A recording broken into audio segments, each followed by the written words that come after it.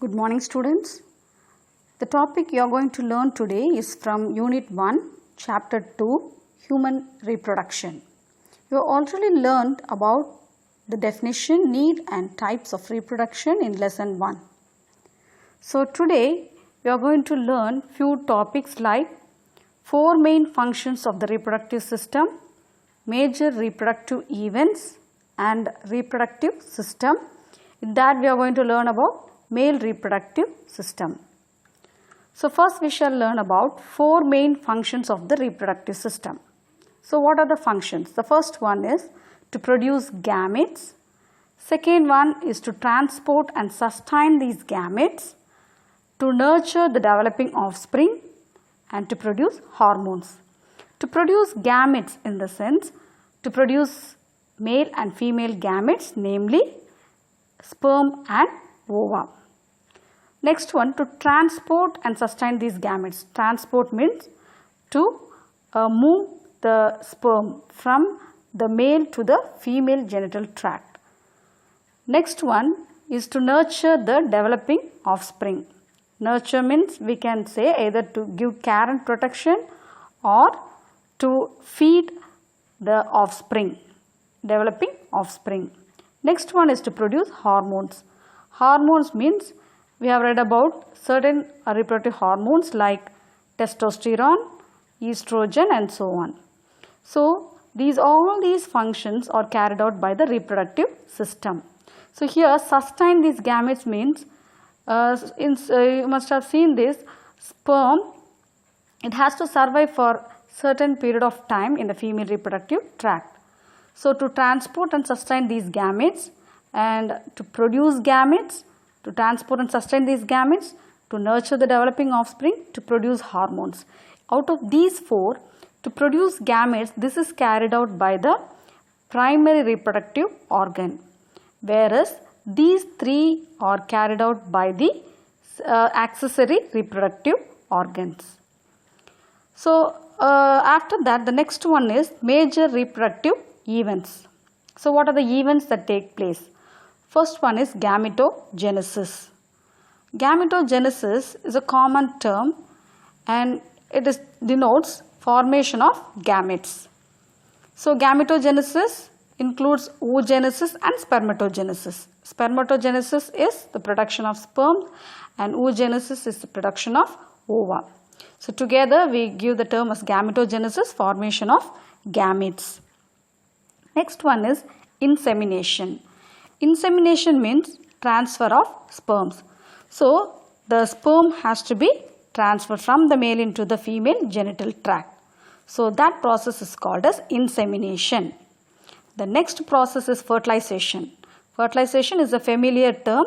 So you all know fusion of male and female gamete resulting in the formation of zygote. This is what is called as fertilization. So after fertilization is a process called cleavage. So cleavage is nothing but the zygote, which is single cell, will undergo division and then gets converted into blastocyst. This blastocyst is a multicellular structure. So a single cell structure gets converted into multicellular structure called blastocyst.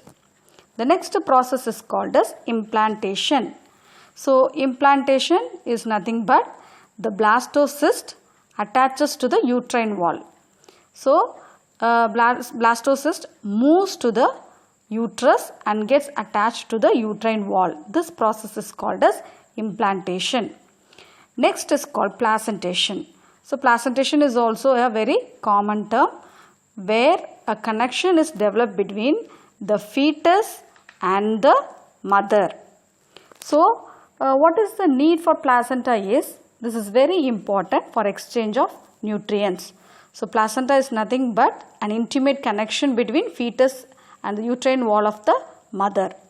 And what is the function? For the exchange of nutrients. Next one is called as gastrulation. So gastrulation is the process where blastocyst gets converted into gastrula. So gastrulation means conversion of blastocyst into gastrula.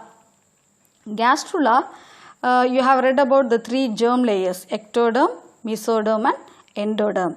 So these three primary germ layers are formed in the gastrula stage. The next process is organogenesis. Organogenesis is nothing but these three germ layers what we have seen in gastrula, ectoderm, mesoderm and endoderm, they get converted into or changes into specific tissues, organs and organ system.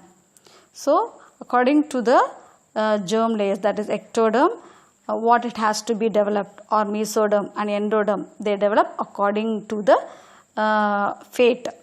So they get converted into specific type of tissues, organs and organ system. Next one is parturition.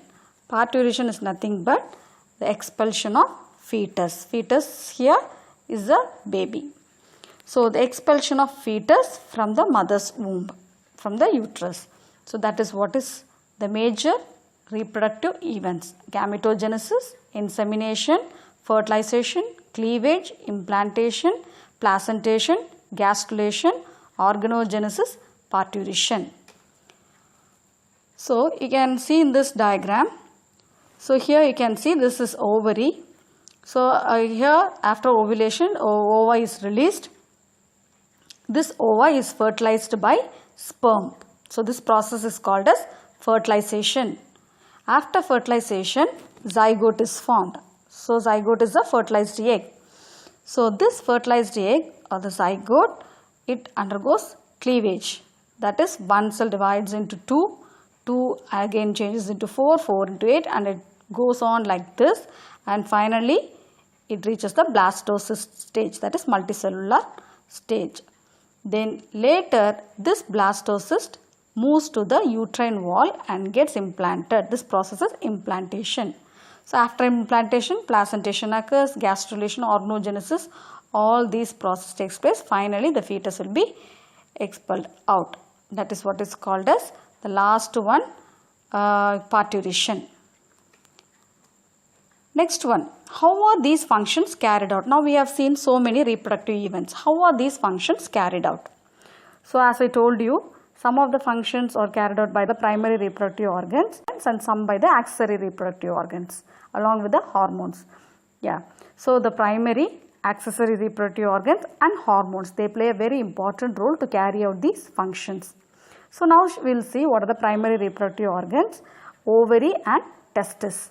So you know ovary produces ova and testis produces sperm. So primary reproductive organs. Next one, accessory reproductive organs. So what is accessory reproductive organ is the internal organs of the reproductive system. So which cannot be seen. So which are internally present. Those organs of the reproductive system, they are called as accessory reproductive organs. So the accessory reproductive organs include vas deferens, seminal vesicles, prostate gland, bulbourethral gland in male. So whatever I have told you so far, all these structures are found in male. Then fallopian tube, uterus, vagina. These are all the accessory reproductive organs of the female. Next one, hormones. So not only the reproductive organs, the hormones also play a very important role in carrying out these functions. For example, for the expulsion of the fetus, you know, we have read about relaxin hormone. So certain hormones play a very important role. So the hormones are produced from the pituitary gland and also from the gonads. Gonads are nothing but the reproductive organs. So what are the functions is, these hormones play a very important role for the development of secondary sexual characters. Secondary sexual characters, you know, the characters which are found, bodily changes which are found after puberty or maturity. So that development of secondary sexual characters and maturation, it is brought about by the hormones. And next one is regulation of the reproductive system. So these are the functions of the hormones. So apart from these, I told you in the first slide itself about the accessory organs. So what are their functions? Helping in transport and to sustain the gametes, they nurture the developing offspring. So that is also the additional functions of the accessory reproductive organs.